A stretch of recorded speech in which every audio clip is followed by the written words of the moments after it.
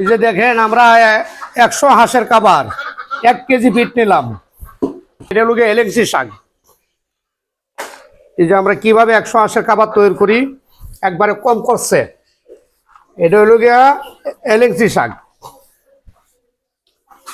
এটা হলো গিয়া কলম শাক, যতটুকু খাইতে পারে। এই যে এটা হলো গিয়া আলু শাক।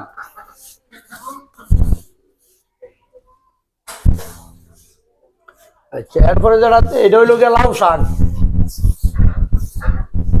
আপনারা বলেন যে ফিট ছাড়া আর কোনো কিছু খায় না। এটা হলো লাউ শাক, আলু শাক, কলম শাক, এলিংসি শাক। এই যে আমরা দিলাম।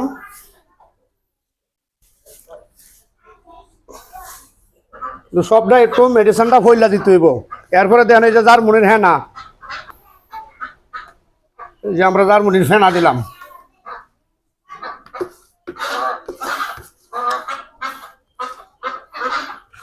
এরপরে দিলাম আমরা এই যে চাউলের কুড়া যেটা আধা কেজি, চাউলের কুড়া দিলাম আধা কেজি। এরপরে দিলাম আমরা ধান আরো আধা কেজি। ধানটা কম দেওয়ার কারণ হইলো নতুন বাচ্চা তো 15 দিন বয়সের। এখন এটা আমরা কিভাবে মিক্সচার করি আর কিভাবে আসে খায় না না খায় আপনারা নগদে দেখতে পারবেন।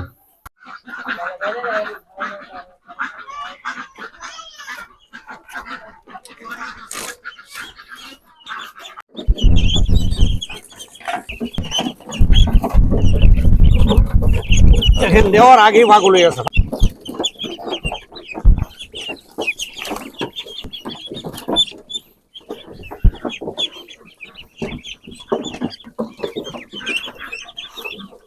দেখতেছেন কিভাবে খাইতেছে।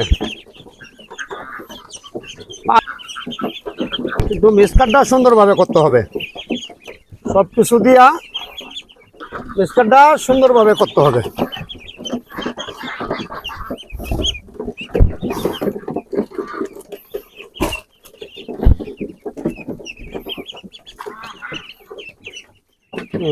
দেখেন 2 মিনিটে শেষ করে লাগবো।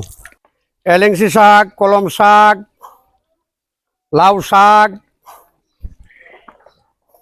আলু শাক, 4 জাতের শাক আর ওই লোকে জার্মনির ফেনা, হালকা ধান, হালকা কুড়া, হালকা হিট দিয়া দিবেন। খাইলে স্বাস্থ্যের জন্য অনেক অনেক ভালো। কমাইতে 5 থেকে 5.5 কেজি এখনো আছে।